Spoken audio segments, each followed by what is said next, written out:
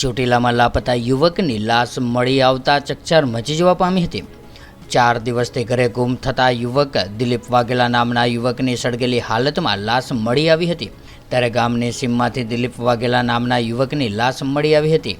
ત્યારે લાશને અંગે જાણ થતાં જ દલિત સમાજના લોકોમાં હંગામો મચાવ્યો હતો। હાઈવે ઉપર ચક્કાજામ કરવામાં આવતા પોલીસ દોડતી થઈ હતી। ત્યારે મોડી રાત્રે બનાવ બનતા પોલીસે વધુ તપાસ હાથ ધરી હતી। ઉચ્ચ પોલીસ અધિકારીઓ પણ ચોટીલા ખાતે પહોંચ્યા હતા।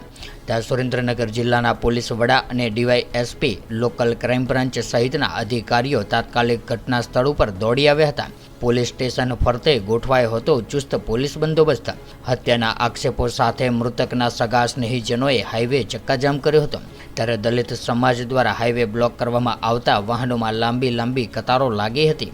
ત્યારે યોગ્ય તપાસની માંગ સાથે હાઈવે ચક્કાજામ કર્યો હતો।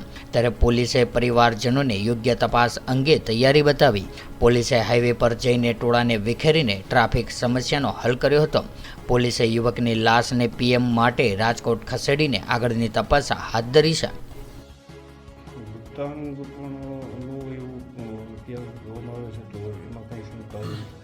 બોડી ડિકમ્પોઝ થઈ હોય તો પણ એ વસ્તુ બની શકે છે। એટલે ખરેખર એ કંઈ અત્યારે પ્રાથમિક દ્રષ્ટિએ કેવું અઘરું છે અને બોડીની જે રીતે કન્ડિશન હતી એ ફોરેન્સિક થયા પછી જ કહી શકાશે કે ખરેખર એની સાથે કઈ પ્રકારની ઇન્જરી છે, વિશેરામાં કંઈ આવે છે કે બીજી કોઈ રીતે થયેલું છે, એકવાર વેરીફાઈ થયા પછી જ ડિટેલમાં વસ્તુ આવી છે।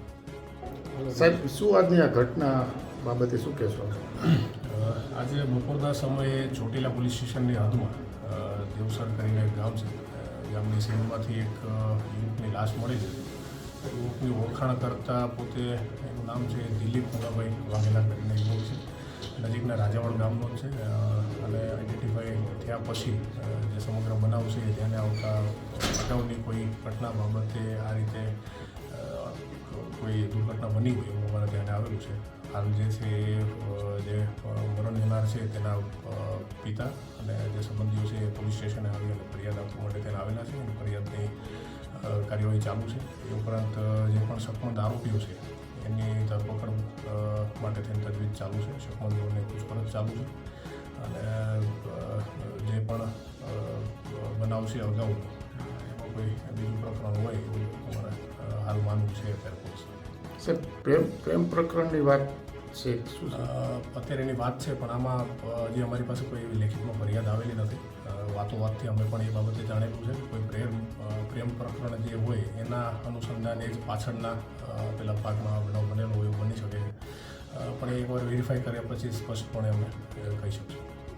હત્યા થઈ એવું લાગે છે કે પછી કોઈ આત્મહત્યા કરી હોય? હાલ જે શબ જે મળેલું છે એને ફોરેન્સિક પીએમ માટે થઈને મોકલેલું છે તો ચોક્કસપણે જે મરણ જનારનું જે મરવાનું કારણ છે એ પીએમ પછી જ કહી શકાશે કે ખરેખર શું એમાં એના મૃત્યુ પાછળનું કારણ છે।